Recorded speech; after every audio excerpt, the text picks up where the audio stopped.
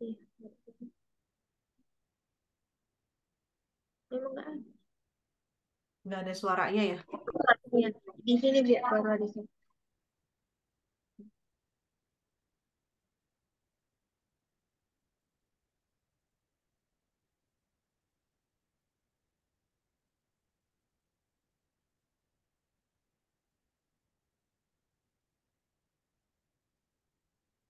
Oh, maaf Ibu, apa memang videonya tidak bersuara ya?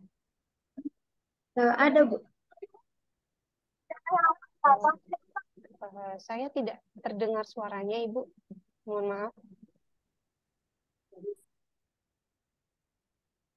Ada, bentar. Bentar ya, Bu. Suaranya nggak? Nah,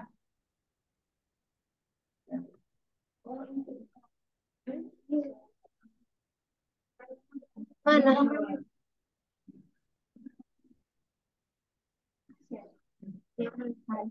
Oh, oke.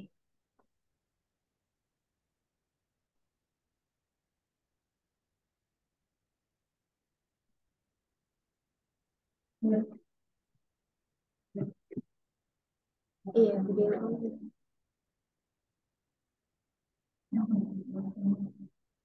Kamu terlalu dekat makanya.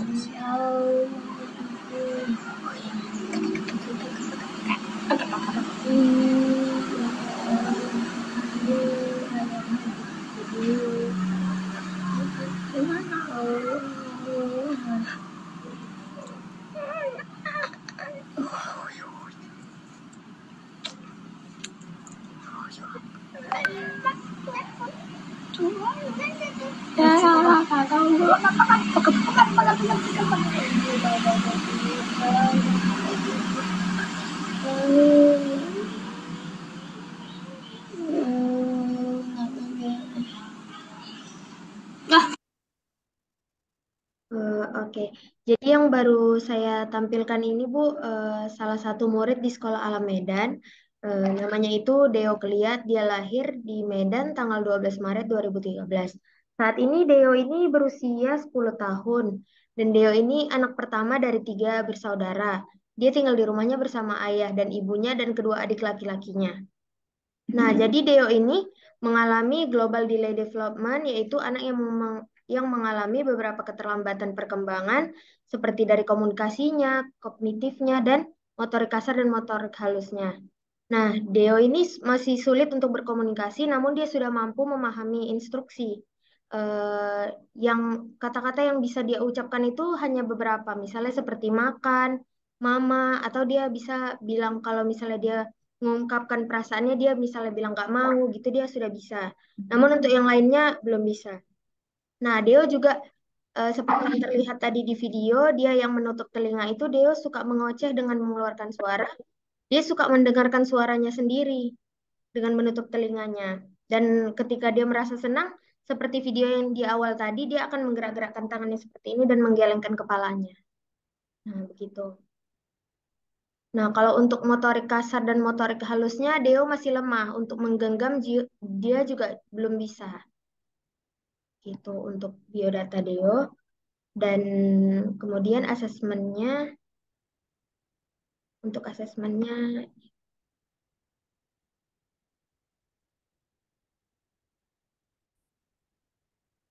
apakah terlihat, Bu? iya, Iya, terlihat Mbak. Oke. tapi Nah, jadi diperbesar, perbesar. diperbesar. Ya. Nah, untuk minat sensoris dari Deokliat yaitu bagaimana saya memproses sensasi indrawi sentuh. Deo ini kalau jika disentuh dia normal, dia tidak suka mencari sentuhan ataupun tekanan dan dia ketika disentuh oleh orang lain dia bereaksi biasa saja. Nah, untuk indrawi penglihatannya itu lemah karena dia saat mendengar dan menonton video animasi, dia sering menonton video tertentu secara berulang-ulang. Misalnya ada video YouTube yang sering dia ulang-ulang kembali untuk dia dengarkan di part itu terus. Dan dia akan merasa gembira dan tertawa melihat video tersebut. Nah, kemudian ada indrawi pendengaran, dia juga masih lemah Dia juga lemah karena dia memiliki kepekaan yang tinggi terhadap suara atau hipersensitivitas suara. Misalnya ketika mendengar suara teriakan orang atau kendaraan atau suara musik, dia akan mencari sumber suara tersebut. Nah, contohnya misalnya dia lagi belajar di dalam ruangan itu ada anak lain yang sedang menangis, dia akan terpaku melihat anak tersebut. Tetapi jika dia menonton video atau dia mengoceh untuk mendengarkan suaranya, dia merasa senang. Nah, kemudian untuk pengecapan atau pembauan ini, Deo tidak memiliki respon untuk pembauan karena jika ada bau sesuatu ataupun dia makan sesuatu, dia tidak memberikan respon dia seperti terlihat suka ataupun tidak. Kemudian ada indrawi gerak dan keseimbangan. Untuk gerak dan keseimbangan Deo itu campuran. Dia bisa menjaga keseimbangannya saat berdiri atau berjalan dengan stabil, tetapi keterampilan motorik halus dan motorik kasarnya masih lemah. Dan itu membuat Deo terbatas dan lambat saat melakukan aktivitas fisik. Kemudian untuk posisi tubuhnya itu berlebih, dia memiliki gangguan koordinasi motorik yang menyebabkan dia kesulitan dalam meniru atau melakukan gerakan tubuh secara efisien. Seperti melakukan gerakan senam, contohnya dia tidak bisa mengikuti dengan baik sesuai dengan video yang ditunjukkan. Nah, kemudian ada checklist minat sensorinya. Yang pertama itu menghindari menjadi kotor atau berantakan, misalnya seperti main lumpur, pasir, cat, lem, atau makanan. Nah, Deo itu termasuk yang kadang karena ketika tangan anak kotor terdapat sisa makanan atau bekas lem, anak akan mengelap tangannya ke baju. Terlihat risih. Namun ketika kakinya kotor, Deo tidak terlihat dia merasa risih atau tidak memberikan respon saat kakinya kotor. Kemudian yang kedua itu memiliki reaksi emosional atau negatif terhadap sentuhan ringan. Seperti yang tadi, Deo bereaksi normal ketika disentuh oleh orang lain. Nah, sensitif untuk mengenakan atau menyentuh pakaian tekstur tertentu, dia juga tidak karena anak mau mengenakan atau menyentuh pakaian apapun yang sesuai dengan tubuhnya. Kemudian menjadi stres atau tertekan saat cuci rambut, anak memiliki reaksi normal ketika rambutnya dicuci ataupun disisir. Tidak suka bertelanjang kaki di rumput atau pasir, dia termasuk tidak karena Deo saat bertelanjang kaki ataupun di rumput ataupun di pasir dia terlihat normal. Kemudian menghindari berdiri atau berdekatan dengan orang lain, anak juga mau berdekatan dengan orang lain. Kemudian mengindikasikan data responsif lemah, saya butuh lebih. Mencari atau menikmati aktivitas yang kotor atau berantakan, Deo termasuk kadang karena anak tidak mencari dan menikmati aktivitas kotor, anak tampak risih ketika tangannya kotor dan tidak menyadari sesuatu ketika kakinya kotor. Selanjutnya ada tampak tidak sadar jika tangan atau wajah kotor. Anak biasanya tidak sadar dan membiarkan jika wajah dan anak biasanya sadar ketika wajahnya kotor, namun ketika tangannya kotor, ia akan mengelap tangannya itu ke bajunya. Kemudian ada ini sama aja. Kemudian menampilkan kebutuhan tinggi untuk menyentuh tekstur tertentu, anak terlihat kurang berminat untuk menyentuh atau memegang tekstur tertentu. Dan lebih suka sepatu atau lepas kaos kaki, biasanya anak lebih nyaman ketika ia menggunakan sandal slip-on.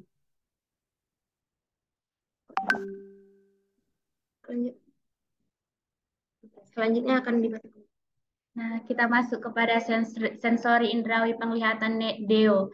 Nah, untuk terganggu oleh cahaya terang dan sinar matahari, mungkin menutup mata atau lebih suka dengan tirai tertutup. Nah, untuk kasus Deo, anaknya memiliki reaksi normal terhadap cahaya terang dan sinar matahari. Misalnya kalau anaknya di siang hari dengan cahaya terang, anak merasa normal saja. Misalnya kalau di ruangan gelap pun anak bereaksi normal dan tidak ada reaksi-reaksi kayak menghindar atau berlari.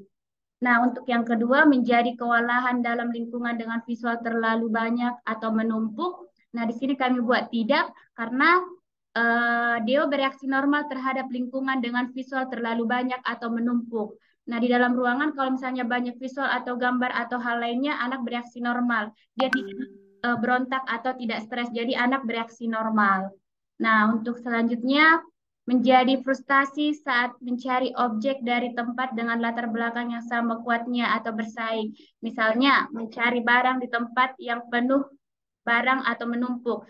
Nah, di sini kami buat tidak karena anak itu tidak suka mencari objek di tempat lain dengan latar belakang yang sama kuatnya. Tetapi anak lebih suka mencari barang seperti poster. Nah, biasanya dia ini suka poster seperti poster rokok. Jadi dia dari rumah sering membawa banyak poster rokok. Dan itu yang selalu dikumpul-kumpulkannya. Dan selanjutnya, teralihkan dari tugas karena melihat atau memperhatikan objek atau detail sekitar atau lingkungan. Nah, di sini kami buat ia teralihkan karena perhatian anak seringkali teralihkan jika melihat suatu objek yang disukainya seperti poster. Nah, contohnya nih di dalam ruangan. Jika dia lagi belajar, tiba-tiba dia melihat poster atau poster rokok, anak itu langsung mengambilnya. Harus di depannya, harus dipegangnya, atau harus dimasukkannya ke dalam tas. Jadi dia seringkali teralihkan ketika melihat suatu objek yang disukainya. Nah, selanjutnya masuk ke mengindikasi daya responsif lemah. Yang pertama, sering melihat objek, orang, atau detail secara intens. Nah, kami buat di sini iya, karena Deo ketika melihat objek seperti video dan orang lain, anak seringkali melihat secara intens. Nah, maksudnya di sini ketika dia melihat objek yang disukai, atau tiba-tiba nih ada orang yang masuk ke dalam ruangan, fokus anak langsung ke orang tersebut, atau fokusnya langsung ke objek tersebut. Selanjutnya, senang menggerakkan tangan atau benda di depan mata. Nah, di sini kami buat tidak, karena memang anaknya tidak pernah menggerakkan tangan atau benda di depan matanya. Selanjutnya, mungkin melewatkan isyarat visual penting seperti ekspresi wajah atau gerakan tangan. Nah, kami buat di sini tidak, karena saat guru memberikan isyarat tangan seperti memberikan jempol, anak akan memberikan jempol juga, dan anak juga paham dengan ekspresi marah yang diberikan oleh guru. Jadi di sini anak atau Deo paham ekspresi yang kita berikan. Misalnya kita marah, anak tahu. Misalnya kita senyum, dia juga akan tersenyum kembali. Oke, selanjutnya tidak memperhatikan saat orang lain memasuki ruangan. Nah, di sini kami buat ya, karena saat belajar di ruangan dan tiba-tiba orang lain yang masuk, maka anak bereaksi normal saja.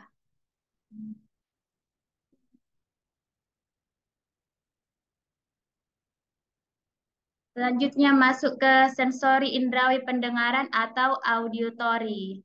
Nah, di sini untuk menanggapi secara negatif terhadap suara yang tidak terduga atau keras, misal penyedot debu, gonggongan anjing, tangisan, atau teriakan. Nah, di sini kami buat kadang, karena anak bereaksi normal terhadap suara yang tidak terduga atau keras, seperti penyedot debu, gonggongan anjing. Tetapi ketika mendengar suara tangisan, teriakan, anak merasa ketakutan. Nah, maksudnya di sini kalau dia mendengar suara-suara seperti penyedot debu, anak itu bereaksi normal. Tapi ketika mendengar suara teriakan, misalnya nih di sebelahnya ada guru yang berteriak, anak itu langsung merasa ketakutan.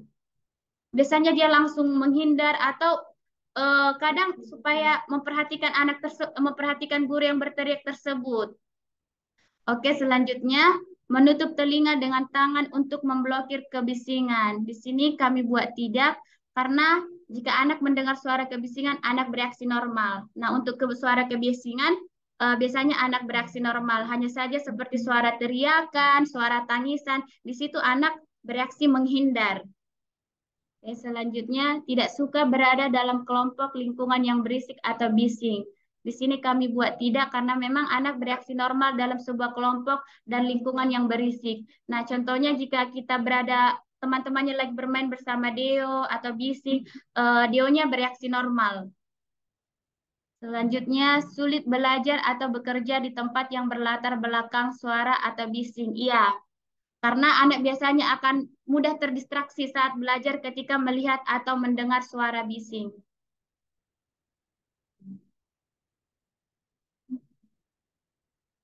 Selanjutnya masuk ke daya responsif lemah. Nah, yang pertama mencari atau membuat suara kebisingan demi mendapat suara kebisingan. Iya, di sini kami buat iya karena seringkali anak sering membuat suara untuk mendapatkan suara dengan cara menutup telinganya. Nah, seperti yang kita lihat di video tadi, anak sering menutup telinganya lalu dia mengoceh kayak baba baba baba mama mama seperti itu, Bu. Nah, selanjutnya mendekatkan telinga untuk lebih bisa mendengarkan suara. Nah, di sini kami buat tidak, karena ketika mendengarkan suara, anak bereaksi normal atau tidak menutup telinganya. Nah, tampak tidak mendengarkan instruksi lisan. Di sini kami buat tidak karena anak hanya akan melakukan instruksi lisan yang dipahaminya, seperti duduk, berdiri, diam, dan ambil. Nah, masih instruksi tertentu yang dipahami anak. Jadi kalau dia sudah paham instruksi seperti duduk, dia melakukannya. Tapi kalau instruksi yang lain atau lebih kompleks lagi, anak masih kurang paham.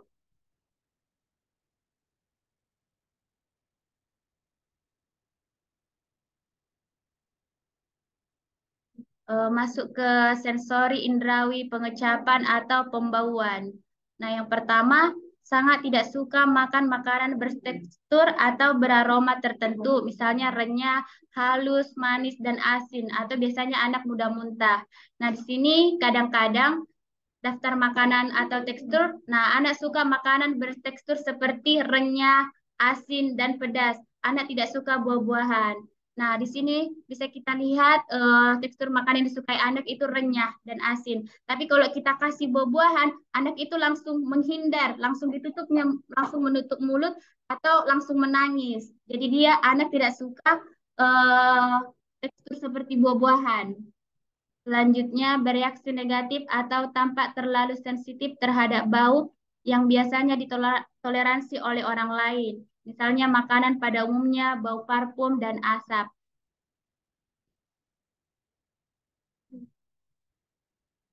Di sini sebenarnya eh, tidak memiliki respon, sepertinya hilang. Oke, di sini tidak, karena anak tidak memiliki respon terhadap bau. Jadi misalnya ada bau bau kentut, bau enzim atau bau yang lain, anak tidak memiliki respon. Jadi dia merasa biasa aja, nggak ada respon seperti menutup hidung, nggak ada respon seperti menghindar. Nah, selanjutnya menghindari rasa atau tekstur minuman tertentu. Iya, daftar minumannya biasanya anak minum air putih. Nah, untuk minuman yang lain seperti minuman bersoda, belum pernah dilihat, belum pernah kami coba, tapi biasanya setiap hari anaknya minum air putih.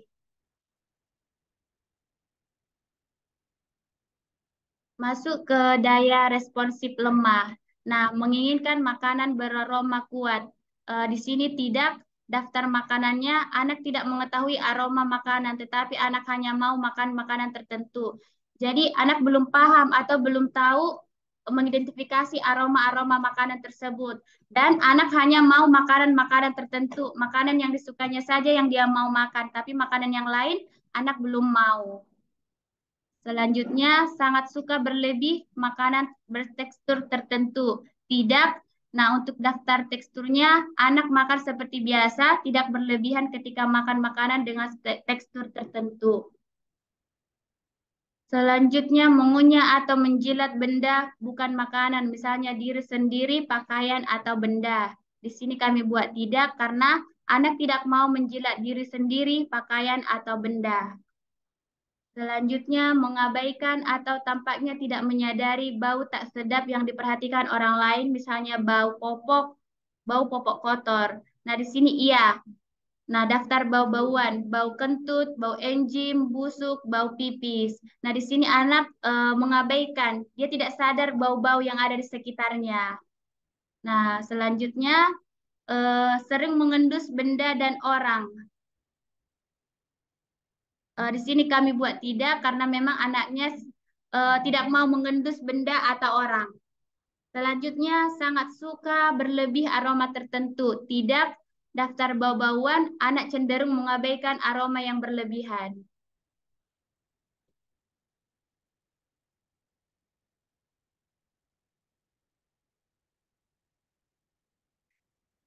Nah, selanjutnya masuk ke sensori indrawi gerak dan keseimbangan. Yang pertama itu menjadi cemas atau takut saat menghadapi aktivitas di mana kaki meninggalkan tanah itu termasuk tidak.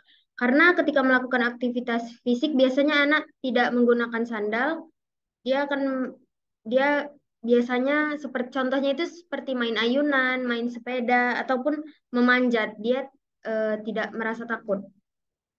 Selanjutnya ada menghindari atau takut dengan aktivitas yang bergerak cepat.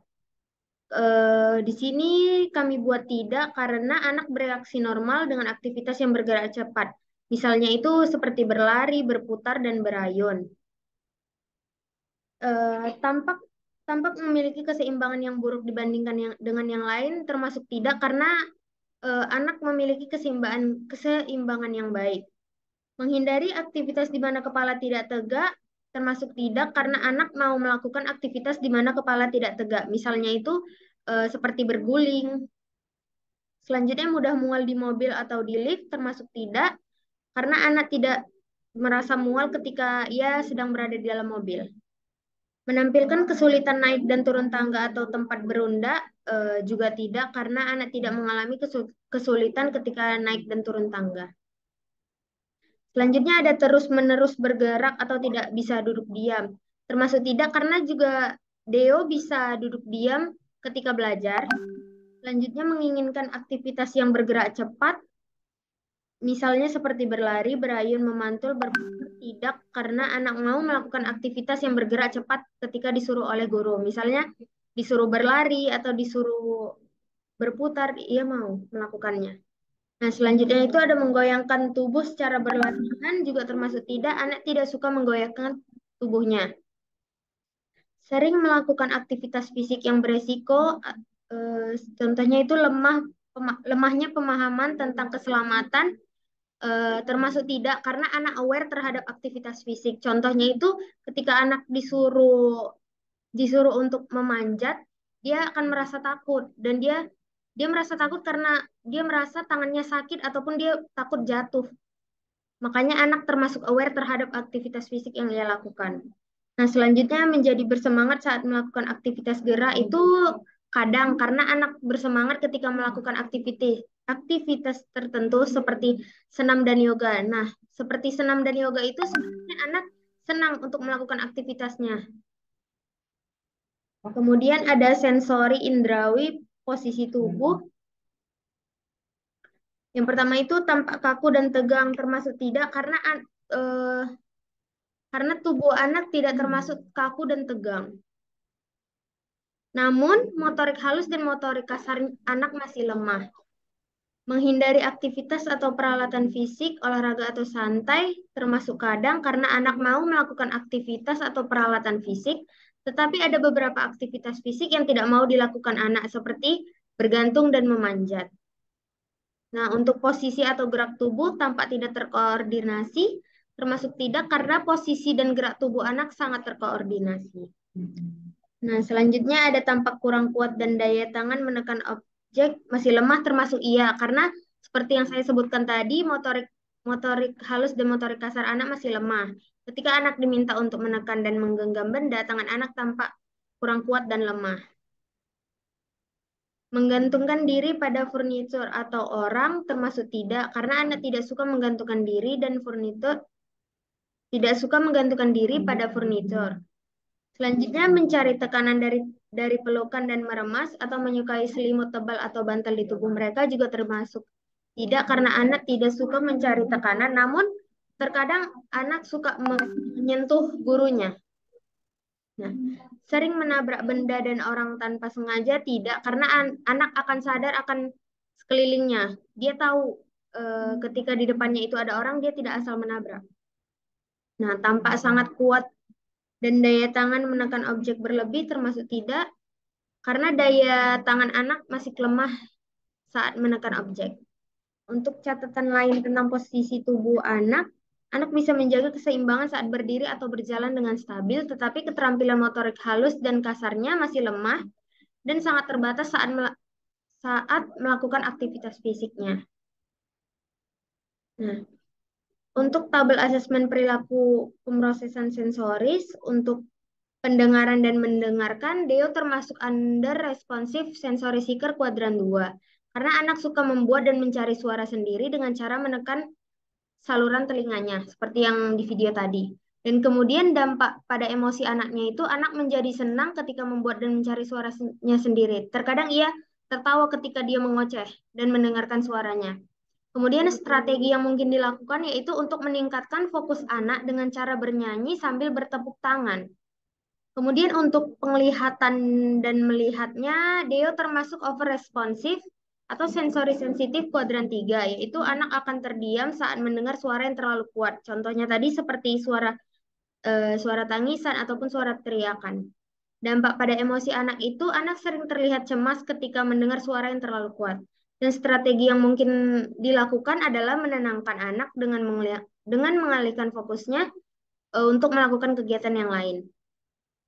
Kemudian untuk vestibular atau sensasi gerak, anak termasuk under responsive sensory seeker kuadran 2. Anak suka menggerak-gerakkan tangannya ketika ia merasa senang. Untuk dampak pada emosi anaknya itu, anak menjadi senang dan tertawa saat menggerakkan tangannya. Kemudian strategi yang dilakukan untuk meningkatkan fokus anak untuk tetap melakukan kegiatan yang sedang dilakukannya. Nah, untuk sentuh proprioseptif pembauan dan sensasi orang itu anak bereaksi normal. Jadi tidak termasuk untuk kategori under dan over. Sekian presentasi dari sekolah alam.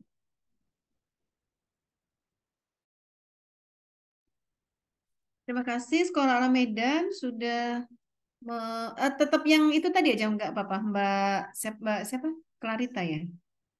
Yang di tadi itu tetap ditampilkan nggak apa-apa sih Mbak? Oh iya. Ya, mungkin teman-teman yang lain ada yang melihat sesuatu yang perlu didiskusikan, ditambahkan, apa namanya? Ditambahkan, dikurangi. Monggo silakan. Ada yang melihat sesuatu yang mungkin berbeda, boleh juga.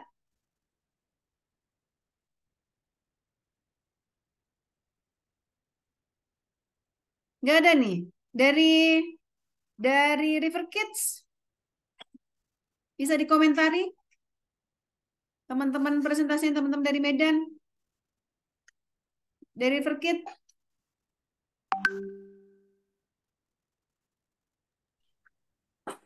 Mungkin dimulai dengan apa yang menarik, apa yang Anda pelajari dari yang sudah dipaparkan oleh tim Medan. Silakan. Ini Bu Retno. Ya, silakan. Namanya siapa? Saya Ula dari River Kid Bu Retno. Ya, silakan Bu Ula. Di video tadi kan apa namanya ditampilkan dia itu kan sukanya menutup telinga ya. Uh, itu kata dari pemaparan tadi bahwasannya anak tadi suka apa namanya suara. Ya, padahal kalau dilihat dari kuadran yang sudah dipaparkan kemarin itu, anak yang suka menutup telinga itu di situ termasuk apa yang over responsif. Iya. Okay. Itu bisa juga mungkin apa karena apa namanya apa ya mendengar apa karena bisa juga suara yang masuk itu loh, bukan karena suaranya sendiri kan. Kalau menurut saya sih begitu. Maksudnya dia over responsif dengan suara-suara yang masuk ke telinganya, bukan suaranya sendiri gitu kan Iya, maksudnya? iya. Oke. Tadi mungkin dari tim Medan ya. Jadi kalau dari bola mungkin ada sesuatu yang ditangkap barangkali mungkin bisa jadi dia over responsif dengan suara-suara yang masuk ke telinganya dia gitu ya. Terus ya, tadi kalau saya tangkap tadi itu Mbak Clarita tadi dia kalau dengar suaranya sendiri itu dia suka dengar suara sendiri, tapi ketika dia mendengarkan teriakan itu dia bisa ini ya, bisa apa tadi itu menghindarinya gitu. Maksudnya dia tidak suka ketakutan misalnya dia mendengarkan teriakan gitu. Gitu ya Mbak Clarita ya. Berarti kalau gitu apa tuh masuknya di kuadran berapa berarti? Atau mungkin masih ada yang lain lagi barangkali yang bisa Iya dilihat. Bu, maaf sebelumnya Kairisa Bu. Nah, jadi Oh iya, sorry jadi sorry Mbak kalau Kairisa. kalau Deo ini dia termasuk under Bu, karena dia suka mendengarkan suaranya sendiri, tapi ketika mendengar suara video dia tidak menutup telinga. Dia hanya Hmm, sensasinya untuk mendengarkan suaranya sendiri sambil menutup telinga itu, Bu. Bukan menutup seperti ini, tapi hanya ujungnya ini. Saluran telinganya dia hmm. tutup karena ia mau mendengarkan suara ocehannya. Oh, dia Dan mau ketika dengar suara tuanya. Iya, dan Hmm, ketika ada suara tangisan atau suara teriakan, dia juga nggak menutup telinga. Dia cuma hanya terfokus kepada suara itu di mana gitu. Dia hanya mematung, tidak tidak menghindar, tidak terlihat menutup telinga dan terganggu. hmm. Tapi pada saat ada teriakan dia ketakutan gitu, Iya, Mbak cuma terlihat Kairis. dari ekspresi wajahnya, tapi tidak ada aksi.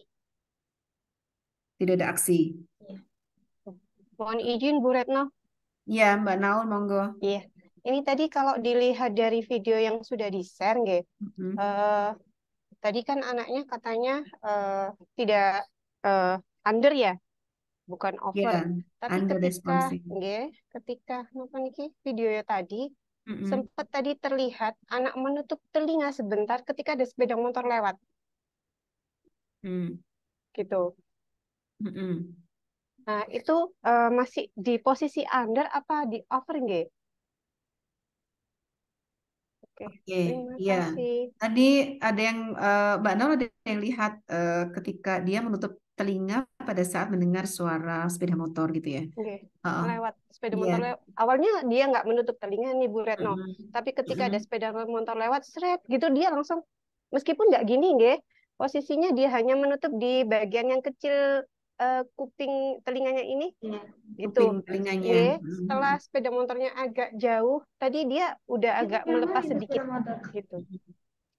Suara sepeda motor ketika duduk di luar rumah kalau nggak salah tadi. Iya.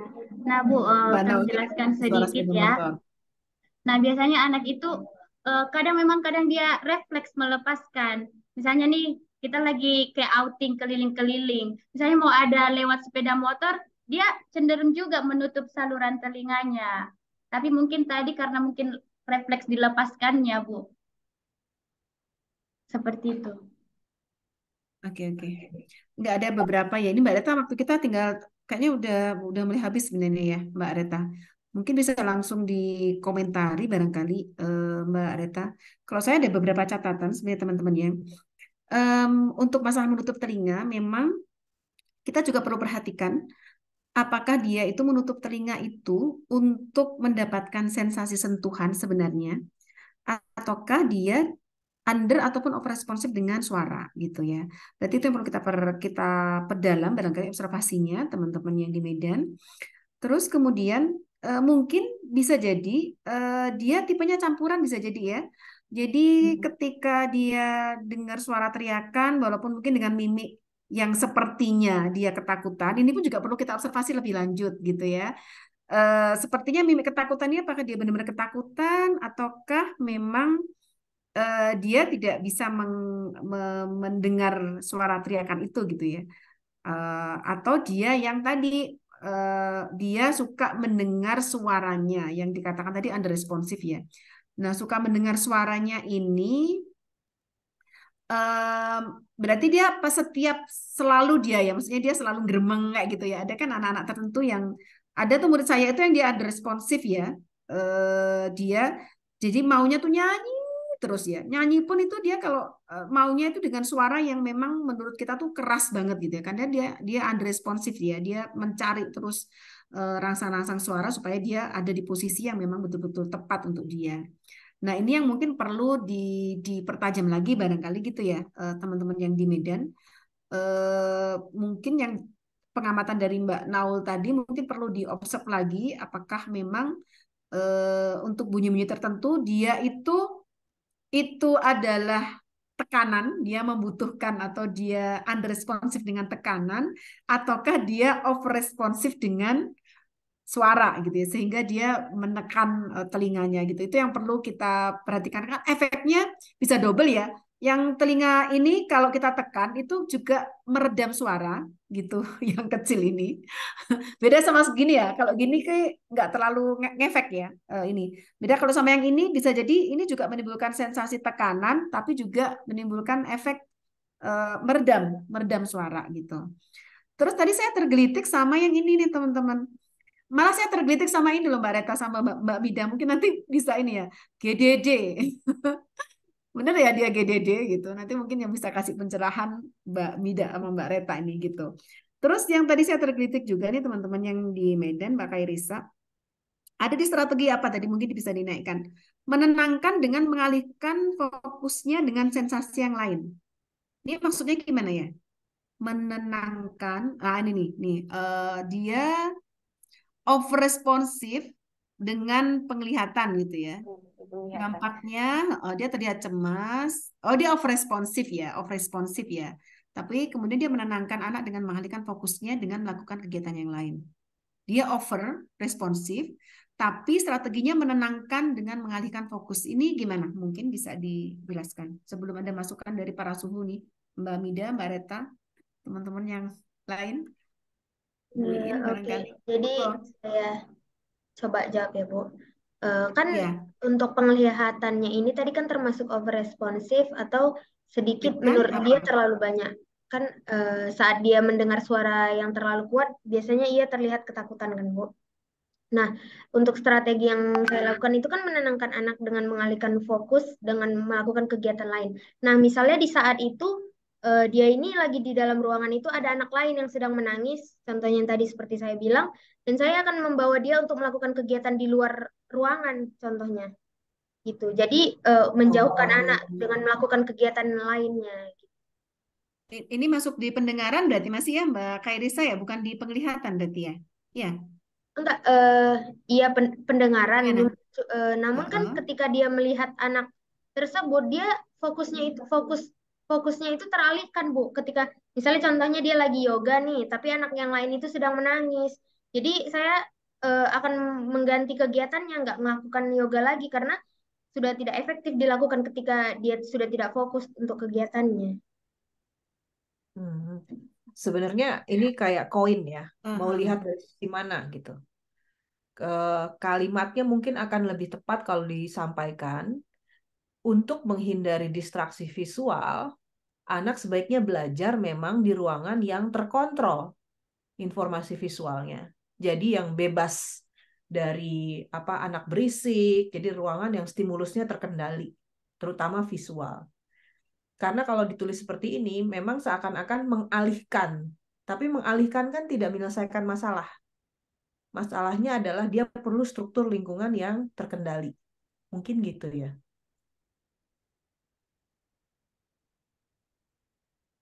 Jadi strateginya itu harus disesuaikan dengan kebutuhan anak ya menurut saya. Sama-sama mungkin pergi ke ruangan yang sepi gitu ya. Tapi kalau kamu tulis adalah membuat lingkungan belajar anak tidak banyak distraksi visual, itu bakal lebih cocok nulisnya seperti itu sebagai strategi visual. Tadi terkait juga dengan suara. Kan suara bisa ada dua hal yang harus kita lihat ya. Kebutuhan mereka oversensitif atau over responsif. Itu yang kayak kemarin saya bilang, kayaknya nggak ngepas emang dibilang over responsif kan. Dan lebih bagus kalau soal kebutuhan bilangnya oversensitif atau undersensitive, hyposensitive. Tapi yang kedua kita juga harus lihat dia mencari atau tidak. Kalau anak ini kebutuhannya hipo apa hiper menurut kalian? Dan ingat bisa campuran juga, hipo, hiper atau campuran. Jadi persisnya anak ini apa? Kalau menurut Mbak Naul apa? Tadi kan kamu lihat tuh Mbak Naul. Ya, Dalam Bu. hal audio, anak ini apa? Hipo, hiper atau campuran? Sebenarnya kayak hiper sih Bu di over responsifnya karena ada yang beberapa nggak hanya sepeda motor ketika di luar ruangan di luar rumah tadi dia kebanyakan itu ada beberapa suara yang mungkin menurut kalau di videonya Bu itu Suara bising. tiba-tiba dan keras. Iya, Sepertinya iya. suara tiba-tiba yang keras itu membuat dia tidak Langsung nyaman. Iya, Nah, yang kedua pertanyaannya, anak ini ketika menerima stimulus, responnya apa? Mencari, menjauh, atau diam? dia diam tadi diam tapi tetap menutup telinganya, Ibu. Kalau kita lihat tadi dia menggumam. Hmm, hmm, hmm, hmm, hmm, hmm, hmm. Jadi menurut, Iya. oke, tanya Medan, Medan. Ini dia ada responnya nggak? Reaksinya gimana? Mencari suara, kan dia hiper, atau menjauhi suara, atau dia diam, freeze, Bisa saya tambahkan ya, Bu. ya. Kalau Deo, itu dia sebenarnya itu adalah hyper sensitif sama suaranya sendiri. Dia mau menutup telinganya dan mendengarkan ngocehannya, misalnya kapak kapak kapak kapak kapak. Dia nyaman dengan Jadi suaranya responnya itu. apa? Itu Responnya dia apa? lakukan kalau dia lagi merasa senang, lagi happy, gitu, Hmm. Bu. Jadi respon dia apa? Mencari, menjauh.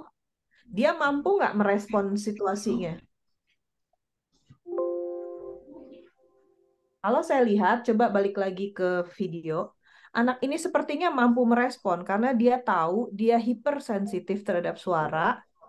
Dia mencoba mengalihkan atau mengurangi jumlah suara yang masuk ke dalam telinganya dengan menutup telinganya, lalu dia menjadi fokus mendengarkan suara dirinya sendiri. Jadi artinya ada sifat aktif menjauhi. Jadi dia berusaha mengendalikan jumlah audio yang masuk.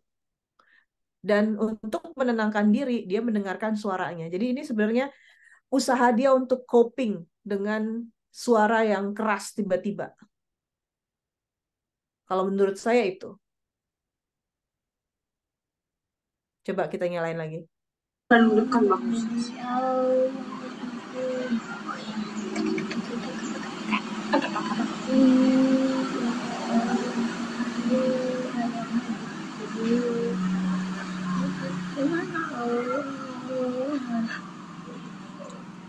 Oh iya ya, dia yang bagian ada motor lewat tadi itu di mana ya tadi? Aku lihat juga sih sebenarnya. Coba Barusan itu ada jelasin. suara motor juga itu. Oh iya, oke oke. Atau mungkin juga anak ini bukan walaupun profilnya sepertinya hiper, tapi juga campuran karena dia juga mencari suara ya. Nah ini dia nih.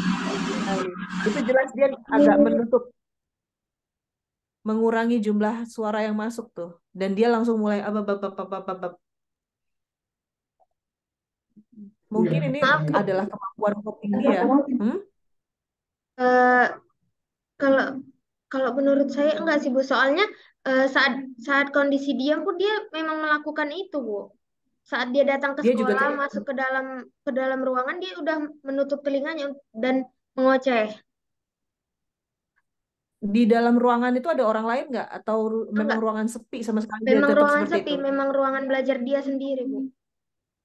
Bu Reta, Oh, mungkin nambah juga meskipun ruangan sepi, tapi kan mungkin kekuatan anak dengan autisme kan bisa melihat suara, mendengar suara-suara yang kita nggak dengar gitu kayak kipas angin atau AC. mm-mm. AC tuh ada suaranya loh. Dan buat anak yang hipersensitif, suara AC itu mengesalkan. Nggak ada juga. Nah, saran saya, coba diobservasi di ruang yang benar-benar sepi, anak akan melakukan hal ini apa enggak. Karena dia ini kita posisinya lagi lihat dia lagi di luar. Dan kita tahu luar itu suara tiba-tiba lebih mungkin. Suara motor, suara angin, itu akan bisa membantu. Karena ini khas banget anak autismenya keluarnya ini adalah mencoba mengendalikan jumlah suara. Tapi menurut saya dia ada sikap aktif ini merespon stimulus yang dia lihat. Cuman ini perlu didetailkan lagi. Tapi ini menarik menurut saya kasusnya. Iya, saya tadinya juga mikir gitu. Anak ini seperti semacam coping kalau kaget atau dengar suara yang dia nggak suka, dia akan fokus ngurangin suara masuk dan dengerin suaranya sendiri. Jadi dia tidak harus ketakutan mendengarkan suara yang lebih besar. Eh, ini waktunya karena sudah lewat ya. Sudah lewat atau belum ya? Atau belum habis? Udah lewat ini, Sudah Bu. lewat. Udah lewat. Karena udah lewat, kita harus percepat. Em, intinya silakan dikasih masukan. Kalau saya tadi sering banget digunakan kalimat normal. mungkin normal ini biasa digunakan oleh terapis dan terapis paham, tapi ini tidak komunikatif untuk semua orang. Normal buat terapis A bisa berbeda dengan terapis B. Jadi lebih baik gunakan kalimat-kalimat objektif untuk menjelaskan apa yang dilakukan anak saja, apa yang bisa, apa yang tidak bisa, gitu. Silakan ada lagi yang lain sampai supaya kita bisa percepat penutupan hari ini. Iya, tadi saya lihat ini ya lebih ke coping juga dia tadi ya. Dia mencoba ngurangin Oh masukan iya, suara, gitu jadi dia. strateginya gimana nih? Kita harus lupa saya ngomong. Jadi strateginya anak ini gimana? Profil utamanya karakter sensorisnya apa berarti? Sekolah Alam Medan. Anak ini yang harus kita perhatikan. Menurut saya audionya ya, ini harus diperkuat. Dia sebenarnya tipe campuran, hipo dan hiper. Dan bagaimana dia berespon, mencari atau menjauhi stimulus, apakah itu sudah fungsional atau belum? Ya, itu digali lagi. Tapi kalau kita paham profil auditorisnya kayak gini, maka dia belajar sebaiknya ditunjang dengan sensori seperti apa. Yang lain juga boleh kasih masukan. Dengan profil seperti ini, anak ini sebaiknya belajar di tempat seperti apa? Dan strategi intervensinya apa?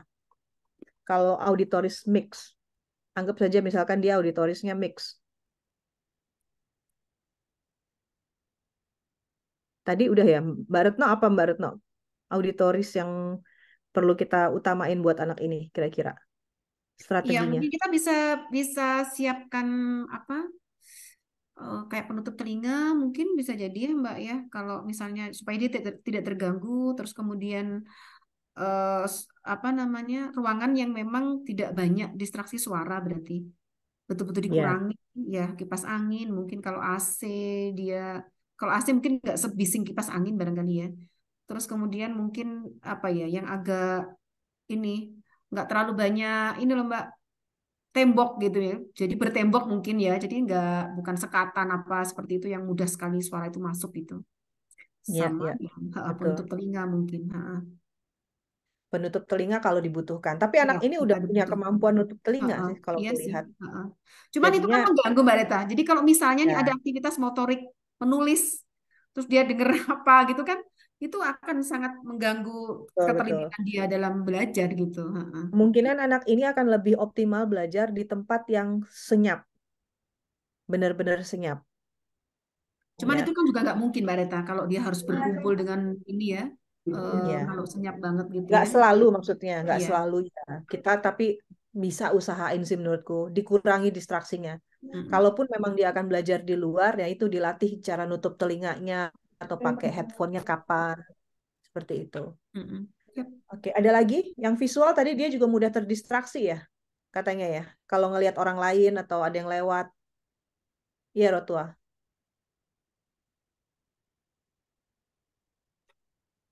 Kalau Tadi dia, saya dengar ada memang. Heeh, iya. Mm-mm. Oke, jadi strateginya apa? Strategi visualnya?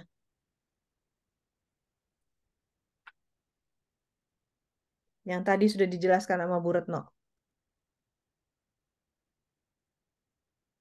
Hairisa atau Rotua, silakan menjawab.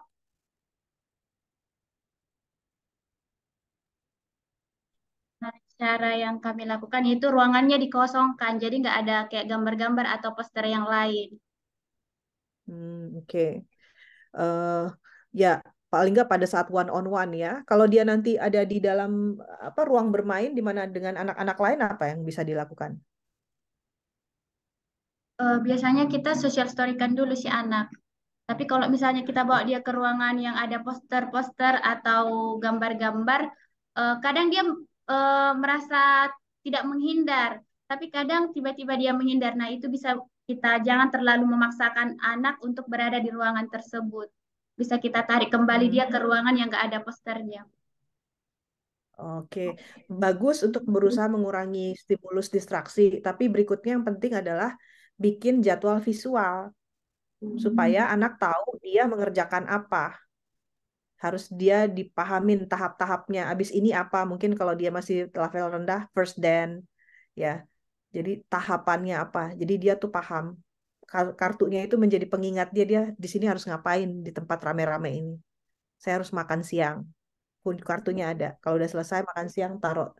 Selesai. Berikutnya dia kartunya apa lagi. Jadi dia akan fokus.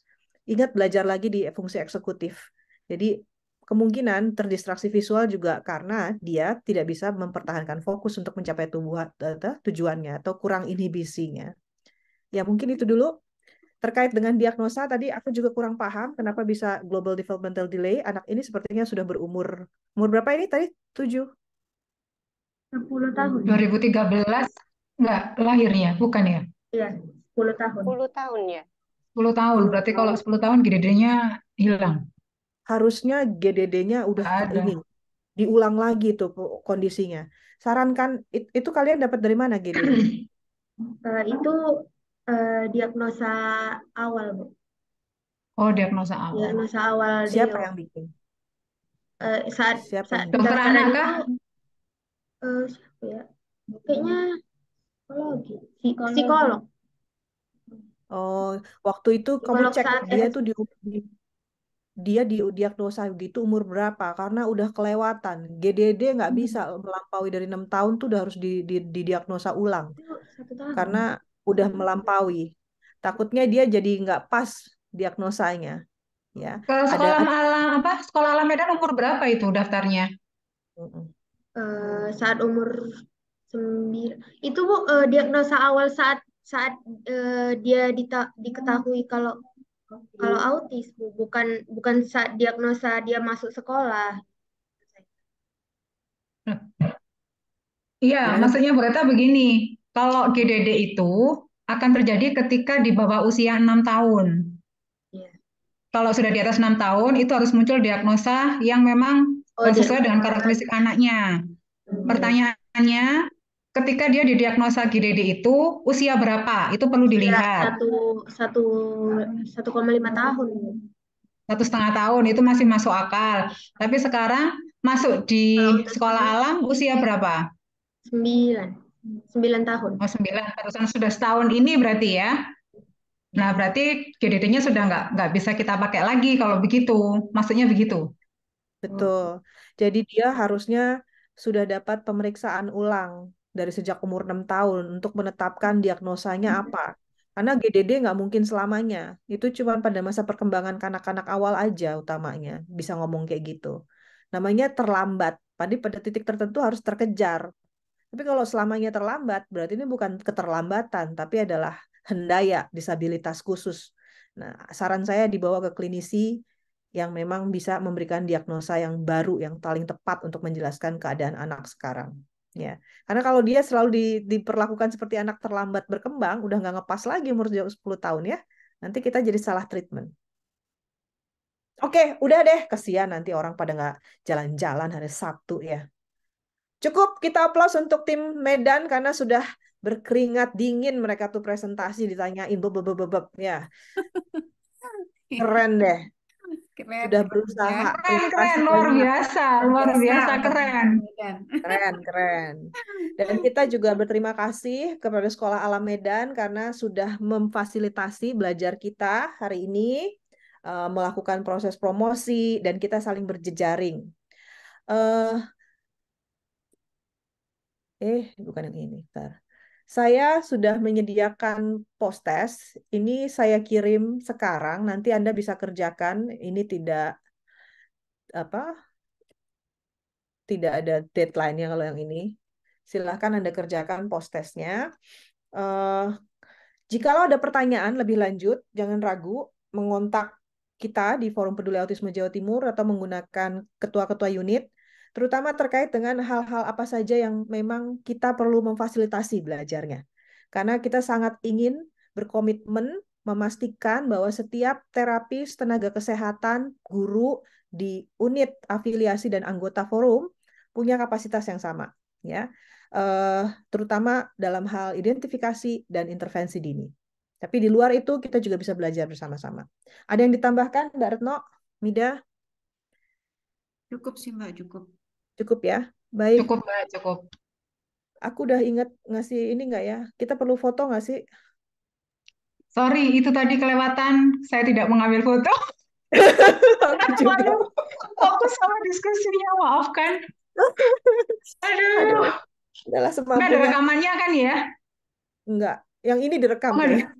Tadi Kalau ada rekamannya nanti bisa ada diambil video dari call. rekamannya sepertinya. Atau mungkin Ya, teman-teman bisa. yang sempat memfoto bisa di-share nanti ya. Oke. Oke. Baik, terima kasih semuanya. Selamat belajar. Sampai ketemu lagi. Ingat bulan September kita bakal belajar planning matrix sama positive partnership. Selamat hari Sabtu dan main-main. Enjoy your time. Bye-bye. Thank you. Jangan lupa post test.